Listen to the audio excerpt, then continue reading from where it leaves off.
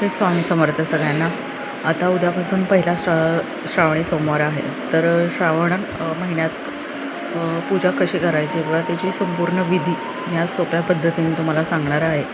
तर श्रावण महिना हा श्रावण महिन्यातील प्रत्येक सोमवारी महादेवाची पूजा करायची असते आणि श्रावण महिन्यातला प्रत्येक सोमवारची पूजा ही विशेष पूजा असते, कारण ह्या महादेवांच्या पूजेमुळे आपल्याला कृपा प्राप्ती होते। महादेवांच्या कृपेने सर्व इच्छा पूर्ण होतात, जीवनातल्या अडचणी दूर होतात। त्याच्यामुळे महादेवांची पूजा केली जाते।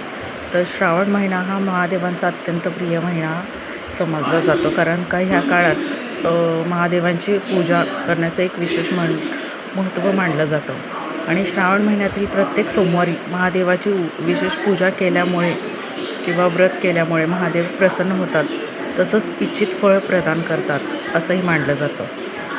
तर भगवान शिव आणि माता पार्वती यांची एकत्र पूजा केल्यामुळे सौभाग्य लाभते आणि आर्थिक समस्या दूर होतात।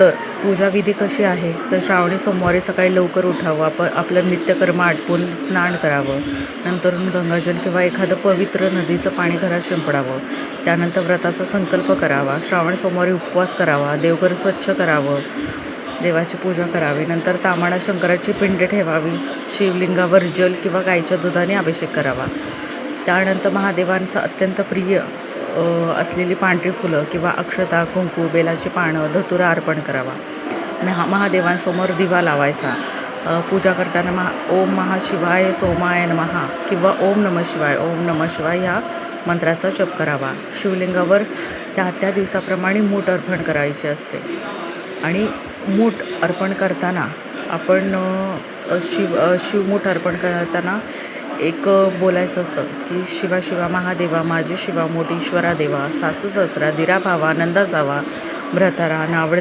आवडती कर्रे देवा असं म्हणायचं असतं आणि शंकराची पूजा करायची आहे, त्याची मनोभावे प्रार्थना करायची आहे आणि पूजा केल्यानंतर महादेवाची कहाणी वाचायची आहे आणि जमलं तर दिवसभर तुम्ही महादेवांचा जप करा। पहिल्या सोमवारी मूठभर तांदूळ, दुसऱ्या सोमवारी तीळ, तिसऱ्या सोमवारी मूग आणि चौथ्या सोमवारी जवस आणि पाचवा सोमवार आलाच तर सातूची मूठ शिवाय म्हणजे महादेव शिवाला शंकराला अर्पण करायची आहे।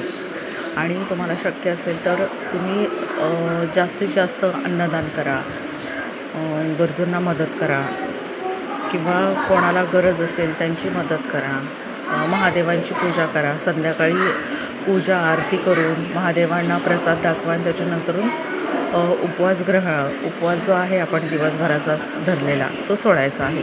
आणि त्याचसोबत उद्या नागपंचमी पण आहे, त्यामुळे ज्यांनी आज उपवास धरला आहे नागपंचमीचा तो उद्या पंचमीला सोडायचा आहे तुम्हाला।